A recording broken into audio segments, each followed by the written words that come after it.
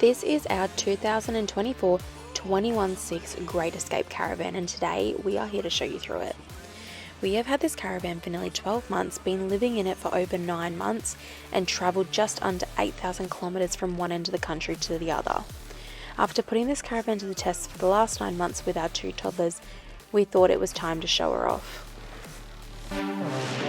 This is our east-west bed. It doesn't look east-west, but I just make it that way because it makes it feel so much more spacious, bigger, and it's really cozy to jump on during the day as well. Just being that way, we can all kind of lay on there if we want to watch a movie or something like that. And we also opted to have the hanging wardrobe space over the shelving. Yeah, I can fit so much in there. I've found these Temu hangers. They are honestly the best thing ever. They fit almost my whole wardrobe on them. We've also got a big long drawer there, which honestly is just empty. It's just got kids' toys in it. So lots of storage. Usually with your main bed, you can lift it up and put storage underneath. Being east-west, we couldn't do that. So our front area is just the normal tunnel boot. Then this corner is storage. Accessible from the inside, which I really like, having that bit of extra storage, as people usually do when they lift up their bed, but we get that big chunk there. The other corner here is all on the outside, and it's really quite a good space in there actually, and we store all our hoses, kind of snorkel gear, stuff like that. TV up here. I love the position of this TV because we can turn it outside and I don't have to unplug it, put the legs on it, move it around, try and make space on the picnic table when our coffee machine and air fryer live there anyway. So moving on to the couch, we have this beautiful large L-shaped couch. I think it's called Brumby actually, I can't quite remember the name of it, with our Luck Oak bench tops. We got the telescopic table purely just so that if we ever do have extra kids in here, or which is quite unlikely, but mainly if we want to have a movie night and say we want to be on the bed, we want the kids down here, we can put it down like that. It pops back up really easy and make it a bed, and they can watch movies there with us, and they really like to do that too. This is the cushion that comes with it, so it's normally double the size of this, and it covers the whole bench. We decided to have it cut into 2 so that it can store in the bunks. I'll show you that in a minute. Because otherwise we've heard a lot of people that have the full size one, they don't have anywhere to store it and they tend to just leave it at home, and it's just a waste. There's no point. And also having in 2 pieces like that, we can use one as a little booster seat for LJ because she can't quite reach the table, so that works really good for her. That is 1.9 meters long.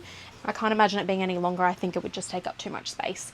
So we've got all these overhead cabinets, lots of storage, kind of just, food up in those. This is our electrical cupboard. We'll get Isaac to walk through that. Up here we got smart charger. I don't know what it is. 30 amp. Goes straight to the main switch and then also down to the power point if you want to turn it off. Got a kill switch for if you're going away for a while. Turn it off, everything shuts down. Well, not because your solar. Back on. Here's solar controller. We've got 4 panels on the roof, 840 watts. Through the 50 amp controller. This yellow cable goes straight to the head unit. Got your main switches for the aircon, hot water and fridge, and then we've also got the hot water switch here running straight to the gas, water pump switch, and then we've also got your 3-way switch for mains, and then if you're going back to solar and whatnot. Got your water gauges here. I've labelled them because I could never figure out where it was and which one I was filling. Here we got the inverter switch. It takes a few seconds to kick in. There we go. And then under here, that's where the inverter is. And then also we've moved the hot water switch, the hot water system under the couch to free up space under the bed. This is our beautiful big kitchen. So this is 1.8 meters long, so just a tad shorter than what the couch is. So I can put the Thermomix here. I can put the air, when it rains and when it's crappy weather, I can bring the air fryer and the coffee machine in. They can all fit on here. I've still got a bit of working space. And I can also use this as well if I want, because it can move over here. It's really good when you've got a busy space going on here. You can put your dishes here. One thing we definitely did not want was a oven and a cooktop, because we felt like if we did that, we would lose all of this bench space, which you do, because that bench would lift up. And we don't need 4 burners either. Even 2, we find, because we've opted for the plug-in induction, we find we don't even need the second one. We bought 2, we don't ever use 2, we just have the 1. Another thing that was a must was a drawer for the Thermomix. I didn't want to have to be trying to put it on the floor, getting in the way, and when it's quite an expensive machine, the kids could break it. I've got a little bit of extra room, and the best part about it is when I take it out, I've got a big empty drawer and I can put my drying dishes in there, or a rubbish bag if I want. And yeah, I really like having that spare space, which is awesome because that will live on the bench when we're parked up. You'll notice we also deleted the microwave. So we got this one instead. So because we don't have an oven or a microwave, we got the 3-in-1 Breville, I think it's a Combi Wave. And it is an air fryer, microwave and oven. We absolutely love that. The oven and the microwave are great. They're so good, that feature. The air fryer is not as good. So that's why we carry our original air fryer with us as well. But yeah, other than that, just lots and lots of storage, big deep drawers, which I find are way better than having cupboards. This one we did have to have the cupboard because of the sink under there. But yeah, cupboards I find are just hard to utilize all the room, especially when you live in it. Just yeah, cutlery drawer, lots of overhead storage. So down here is where the wheel arch is, so you lose half of that depth there. So just this little bit, these drop down cupboards, they're actually just full of shoes. It's kind of like a mess cupboard. So I love having that bit of shoe storage rather than not having shoe storage at all. Anyways, this is our beautiful large pantry. So we actually gained 600 mil by turning the bed east-west. So we add a little bit to the couch and we got a bigger pantry. So yeah, that left us with this big pantry, which is awesome. I can squeeze so much stuff in there if we're going off grid and need to shove lots of food in there. We actually did add a PowerPoint to the back of that.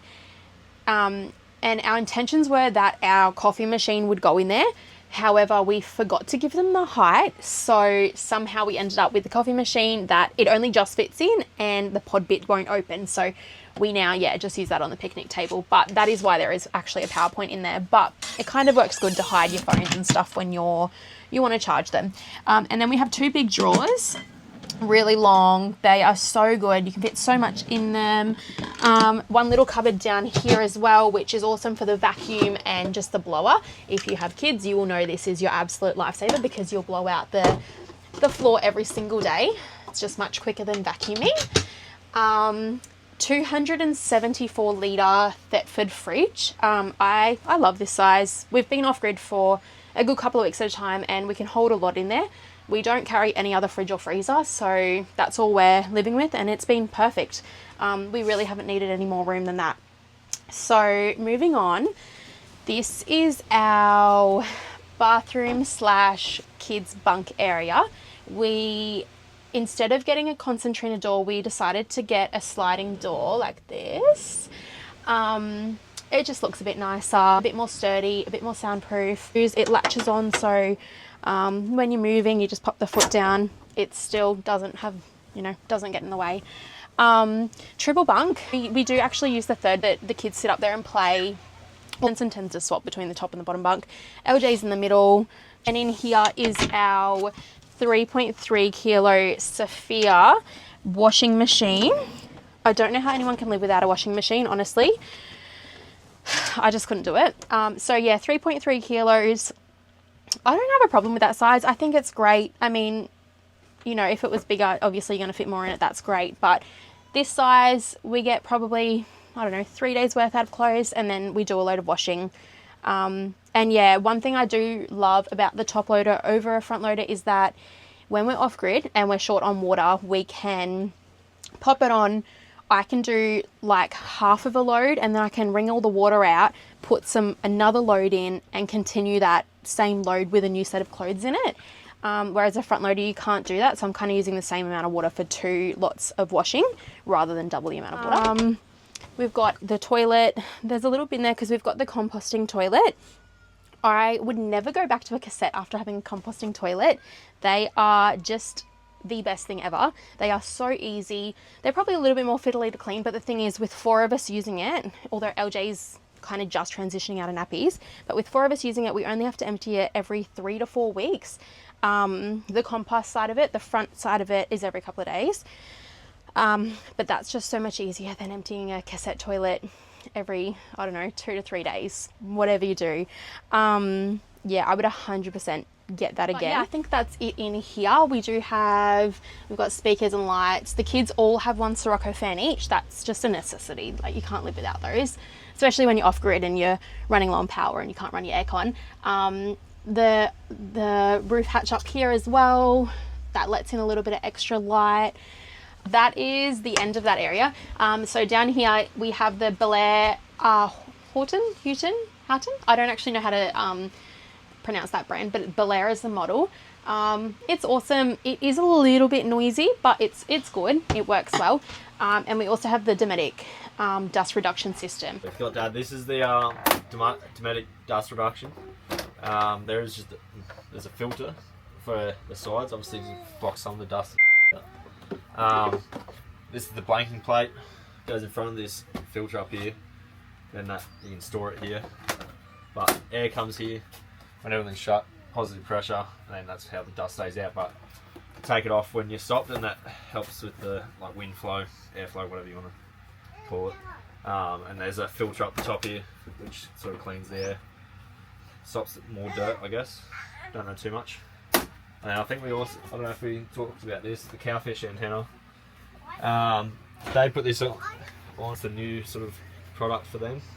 It's like a sonar antenna for the TV rather than the normal wind up and directional.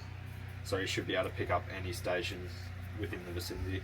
That is our 21 foot 6 Great Escape Tantrum.